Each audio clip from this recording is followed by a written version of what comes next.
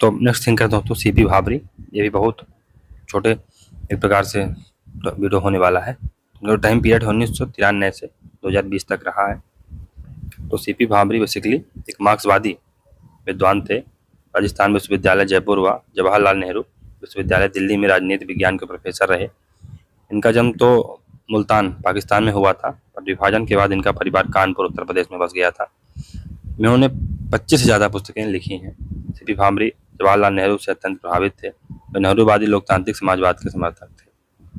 इनकी पुस्तकें हैं bureaucracy and politics in India 1971 में आती है, bureaucracy and politics in India, administration in a changing society 1972 में, वर्ल्ड बैंक एंड इंडिया 1980 में। तो इस कृति में भाबरी ने वैश्विक परिदृश्य के अनुरूप भारतीय समुदायों का अध्ययन किया। रिजर्वेशन एंड कास्ट 2005 में उनकी पुस्तक आती है। इसमें कहा कि बीजेपी बांटो और राज करो, डिवाइड एंड रूल की नीति का कार्य कर रही है और सामाजिक धार्मिक ताकतें राज्य पर नियंत्रण स्थापित कर रही हैं। Bureaucracy liberty and good governance 2009 में आती है। Hindutva a challenge to multicultural democracy और globalisation Indian nation state and democracy 2005 में इनकी पुस्तक आती है।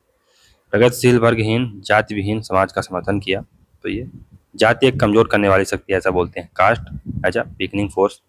भाबरी के अनुसार जाति की राजनीति लंबे समय के लिए अच्छी नहीं है। तो भाबरी का मानना है कि जात की राजनीति सांप्रदायिकता की ओर ले जाती है। कहाँ सांप्रदायिकता की ओर ले जाती है? जब एक पार्टी जात का इस्तेमाल करती है तो दूसरी पार्टी को धर्म को इस्तेमाल करना होता है। तो बेसिकली जैसे कांग्रेस क्या करती है, या जो सपा बीएसपी, ये जात की राजनीति करती हैं। ये जो पार्टियां हैं जात की राजनीति करती हैं, एक जाति विशेष को एक प्रकार से आवाहन करती हैं। तो अब बीजेपी के पास क्या मुद्दा रह जाता है? अब जातिगत मुद्दों पर तो इन्होंने पकड़ बना ली, तो अब बीजेपी इनकी जो नेचुरल टेंडेंसी है हिंदुत्व के मुद्दे को आगे करेगी। तो अब ये धर्म को लाएगी, क्योंकि भले जाति आप यादव हो या दलित हो, लेकिन आप हो तो हिंदू ना।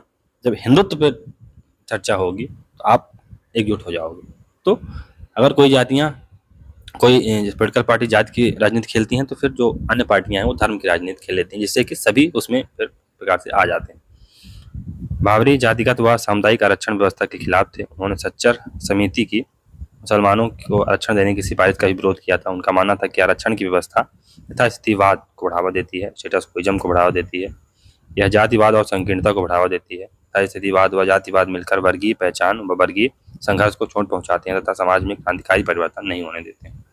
उन्होंने कांग्रेस व वामपंथी नेतृत्व वाले मध्यम मार्गियों से कहा कि वे जाति आधारित ताकतों की सदस्यता न लें तथा वर्गीय राजनीति करें, क्लास की राजनीति करें। वर्तमान राजनीतिक ताकतें जाति और आरक्षण आधारित राजनीति के पीछे अपना वास्तविक एजेंडा छिपा रही। सांप्रदायिकता एवं धार्मिक राजनीति का विरोध को हिंदुत्व एवं वैश्विक पूंजीवादी ताकतों द्वारा भारतीय लोकतंत्र पंथनिरपेक्षता संप्रभुता पर हमला किया जा रहा है। हिंदुत्ववादी ताकतों ने राज्य पर नियंत्रण कर लिया है। बीजेपी फूट डालो और राज करो की नीति का अनुसरण कर रही है। भाबरी का कहना है कि नेहरू के समय कांग्रेस ने पंजाब में अकाली दल के साथ जो समन्वय किया, उसके बाद सांप्रदायिक ताकतों ने राज्य पर नियंत्रण कर लिया।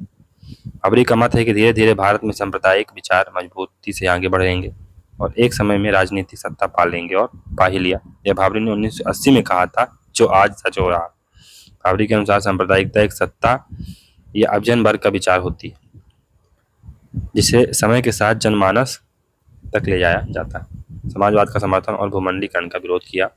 भाबरी का प्रसिद्ध कथन है कि माओवादी व नक्सलवादी ना तो मार्क्सवादी हैं और ना ही लोकप्रिय एकता के रूप में उभर पाए। लोकप्रिय सहमति पॉपुलर लेजिटिमेसी प्राप्त करने के लिए सरकारें सिर्फ समाजवाद का नारा भर देती हैं और समाजवाद का दुरुपयोग करती हैं। बेसिकली भाबरी के अनुसार नेहरू के मजबूत नेतृत्व के कारण नौकरशाही अधीन अवस्था में थी, पर लाल बहादुर शास्त्री व इंदिरा गांधी के समय अनेक उनके एक बार फिर से पढ़ते हैं इसको। भाबरी के अनुसार नेहरू के मजबूत नेतृत्व के कारण नौकरशाही अधीन अवस्था में थी, पर लाल बहादुर शास्त्री व इंदिरा गांधी के समय उनके कमजोर नेतृत्व के कारण इसने अपनी शक्ति बढ़ा ली। हालांकि इंदिरा गांधी के जब वो एक प्रकार से 1967 के बाद की स्थिति है, 1971 के बाद तो इतना मजबूत हो गई थी, कम्प्लीट ब्यूरोक्रेसी का कॉन्सेप्ट देती हैं, तो ये एक प्रकार से उस समय की बात है। कथन है तो भाबरी क्या कहते हैं? भाबरी के अनुसार कांग्रेस राष्ट्रीय बुर्जुआ वर्ग के आधिपत्य के तहत वर्गों का गठबंधन है। राजनीति विज्ञान उन लोगों की आंखों से पर्दा हटाता है जो सत्य को मिटाना चाहते हैं तथा एक अच्छे समाज का निर्माण करना चाहते हैं। साम्राज्यवादी वैश्वीकरण यानी भूमंडलीकरण तीसरे विश्व के देशों और नेताओं की विचारधारा और बौद्धिकता को प्रभावित कर रहा है। भामरी रजनी कोठारी को के कटु आलोचक थे। जब यूएसए विचारकों से प्रभावित हो रजनी कोठारी ने यह कहा कि भारतीय लोकतंत्र के लिए सबसे बड़ी बाधा है स्टेट अगेंस्ट डेमोक्रेसी, तो भाभरी ने इसका विरोध किया था।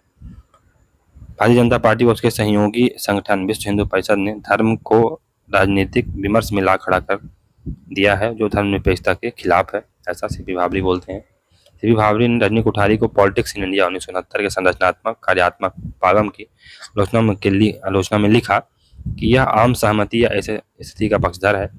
यह वर्षों से जड़ जमाए बैठे शोषणकारी वर्गों और निर्धनों के बीच विसंगतियों एवं संघर्षों से संबंधित मुद्दों को उठाने से रोकता है। भाभरी के अनुसार संरचनात्मक प्रकारात्मक जो मॉडल है उसकी बजाय कोठारी को ऐतिहासिक भौतिकवादी उपागम अपनाना चाहिए था। तो यही बात है। ये सीपी भाभरी है बेसिकली, उनको छोटा सा इनका चैप्टर था, तो इसको यहाँ से समाप्त करते हैं। चलिए मिलते हैं अगले लेक्चर में, तब तक के लिए good bye, thank you very much for discussion.